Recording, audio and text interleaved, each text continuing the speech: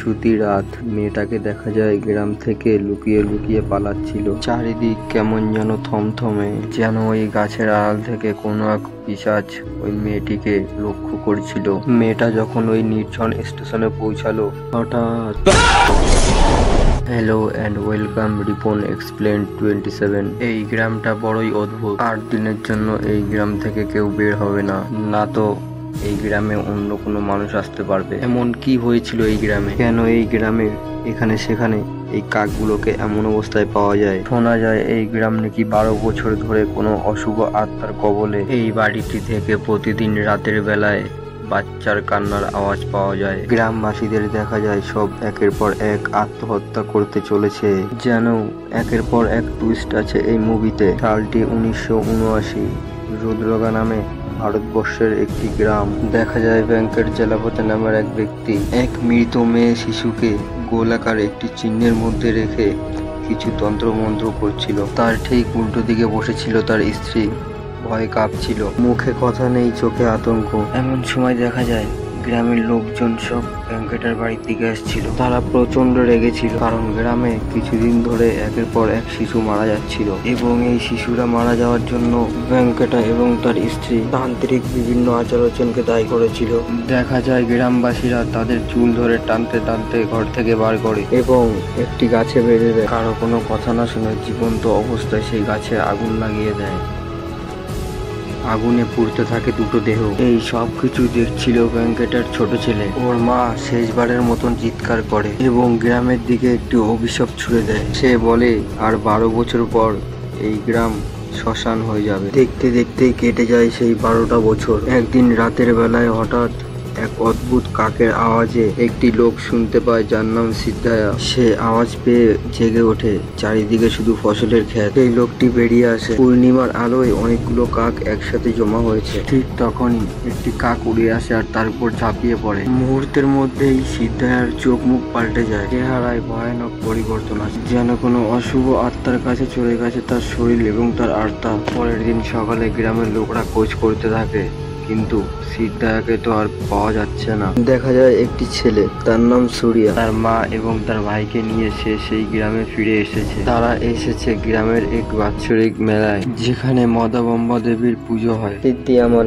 যে নিখোঁজ হয়ে গেছিল, তাকে হঠাৎ করে জঙ্গলের মাঝে একটি গাছের নিচে দেখা যায়। সেই অদ্ভুত কাকটার জন্য তার মুখে অনেকগুলো ঘা হয়ে গেছিল। সিদ্ধায়া কোনো একটা অশুভ শক্তির দখলে ছিল। সে অদ্ভুত ভাবে এইভাবে হেঁটে হেঁটে গ্রামের মধ্যে এসে পড়ে। হঠাৎ গ্রামের মানুষেরা একে দেখে চমকে যায়। সিদ্ধায়া কোনো কথা না বলে সে সোজা দেবীর মন্দিরে চলে যায় এবং দেবী মায়ের সামনেই তার প্রাণ ত্যাগ করে। এটা দেখে গ্রামের লোকজন এবং মন্দিরের পুরোহিত ভয় পেয়ে যায়, কারণ দেবীর মন্দিরে কোনো মৃত্যু হলে সেটাকে অশুভ মানা হয় এবং সাথে সাথে মেলা আর পুজোর প্রস্তুতি বন্ধ হয়ে যায়। দেখা যায় মন্দিরের প্রধান পুরোহিত এই সমস্যার সমাধান করার জন্য একটি বই খোলে। এই মন্দিরটি যখন তৈরি হয়েছিল তখন লেখা হয়েছিল যাতে গ্রামের কারো কোনো অসুবিধা হলে এই বই মেনে কোনো পরামর্শ বা সমাধান করা যায়। মন্দিরের পুরোহিত বইটা দেখে বলে, একটা বড়সড় বিপদ হতে চলেছে গ্রামে। এই বিপদের হাত থেকে বাঁচতে হলে এই গ্রামটিকে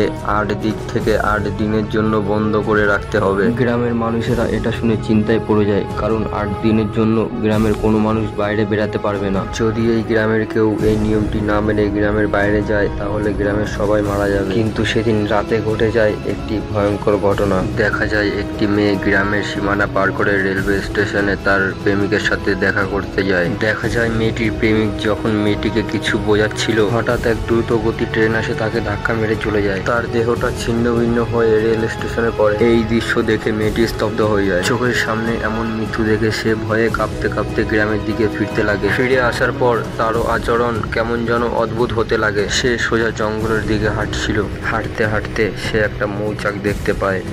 আচমকা সে গিয়ে নিজের মুখটা মৌচাকের মধ্যে চেপে ধরে। এক ভয়ঙ্কর ঘটনা। দেখতে দেখতে মেয়েটির মুখে মৌমাছি ভরে যায়। খতরনাক ভাবে ফুলে ওঠে মুখ। কিছুক্ষণের মধ্যেই মেয়েটি মারা যায়। তারপরে দেখা যায় একের পর এক মৃত্যু হতেই থাকে এই গ্রামটায়।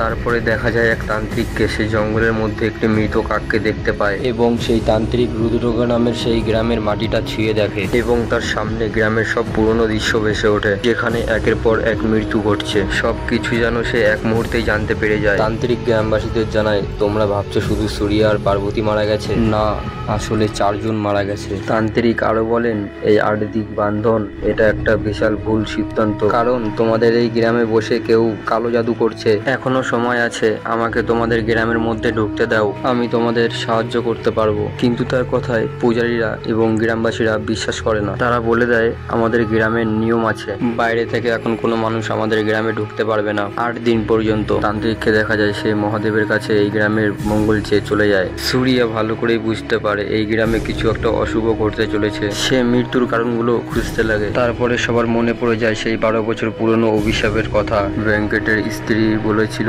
এই গ্রাম শ্মশান হয়ে যাবে। গ্রামের পূজারী বলে, ওই মেয়েটি যখন গ্রামের বান্ধন ছেড়ে বাইরে গেছিল তখন থেকে আরো অশুভ আত্মাগুলো আরো শক্তিশালী হয়ে উঠেছে। এদিকে সূর্যা মৃত্যুর কারণগুলো খুঁজতে খুঁজতে একটা বই পায় এবং এই বইটিতে লেখা আছে মরা মানুষদের কি করে বাঁচাতে হয়, কারণ মানুষ মারা যাওয়ার পর চোখ 6 ঘন্টা জেগে থাকে। তারপর সূর্যা সেই বাবার কাছে গিয়ে পৌঁছায় আর বলে, গ্রামে যে এই মৃত্যু হত্যা দেখছে সেই নিজেই আত্মহত্যা করছে। এই ঘটনা শুনে সেই তান্ত্রিক চমকে ওঠে এবং বলেন, এটা একটা অথর্ববেদের তন্ত্রমন্ত্র যা খুব প্রাচীন এবং জটিল। যে এই তন্ত্রমন্ত্র করেছে সে এই গ্রামটিকে ধ্বংস করতে চায়, আর সে কোনো একটা গোপন জায়গায় লুকিয়ে আছে। তার তন্ত্রের কারণে তোমাদের গ্রামের এই অবস্থা।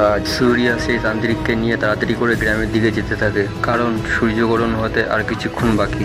তান্ত্রিক এসে দেবীর মন্দিরটা খুলে দেয়। তারা দুজন মিলে গ্রামবাসীদের কাছে এসে দেখে সেই শয়তানের কালো জাদুতে তারা বন্দী হয়ে আছে এবং সূর্যার গার্লফ্রেন্ডকে যে বাক্সের মধ্যে রাখা হয়েছে সেই বাক্সের দিকে তাকিয়ে আছে। এদিকে দেখা যায় সূর্যার গার্লফ্রেন্ড বাক্স ভেঙে তন্ত্রমন্ত্র করা শুরু করে। সে তার শক্তি দিয়ে তান্ত্রিককে দূরে ফেলে দেয় এবং সেই গাছে আগুন লাগিয়ে দেয়, যেই গাছে ভেঙ্কট আর তার ওয়াইফকে বেঁধে আগুন জ্বালিয়ে দেওয়া হয়েছিল 12 বছর আগে। এবং নন্দিনী বলে সেই গ্রামের মানুষদের ওই আগুনের মধ্যে গিয়ে ঝাঁপ দিতে। সূর্যা এসব দেখে বুঝতে পারে না সে কি করবে না করবে এবং নন্দিনীকে কি করে থামাবে। তারপর সূর্যা নন্দিনীকে বলে, গ্রামের মানুষরা তোমাদের মা বাবাকে মেরে ভুল করেছিল, তাদের ক্ষমা করে দাও। নন্দিনী বলে, না, আমার মা বাবা নির্দোষ ছিল, কারণ গ্রামবাসীরা কোনো তদন্ত না করে তাদের জীবিত মেরে ফেলেছিল। নন্দিনীর বাবা ভেঙ্কটা আসলে মৃত বাচ্চাদের জীবিত করতে চাইতো। সে একদিন একটি মৃত মেয়েকে তার বাড়িতে নিয়ে এসে তন্ত্রমন্ত্র করা শুরু করে, কারণ কেউ মারা গেলে তার শরীরের অঙ্গ কিছুক্ষণের জন্য জীবিত থাকে এবং সেই সময়ের মধ্যে যদি সেই মৃতদেহের ভেতরে আত্মা আনা যায় তাহলে সে তার জীবন ফিরে পাবে। কিন্তু তার বাবা এটা করার আগে গ্রামবাসীরা ভুল ভেবে নেয় যে হয়তো ভেঙ্কটা আর তার স্ত্রীর তন্ত্রমন্ত্রের জন্য একে একে মানুষ মারা যাচ্ছে এবং ভেঙ্কটা আর তার স্ত্রীকে জ্যান্ত আগুনে পুড়িয়ে মারা হয়। সূর্যা এসব শুনে কষ্ট পায়। সূর্যা এসব থামানোর জন্য নিজের পেটে চাকু মেরে দেয়, কারণ নন্দিনী তো সূর্যাকে ভালোবাসে। তার ভালোবাসার মানুষকে চাকু মারতে দেখে হয়তো সে থেমে যেতে পারে এবং তখনই নন্দিনী তার চারিদিকের আগুনটা বন্ধ করে দেয় এবং ছুটে এসে সে সূর্যাকে জড়িয়ে ধরে। সে বলে, গ্রামবাসীদের বাঁচাতে হলে আগে আমার রাগ শান্ত করো।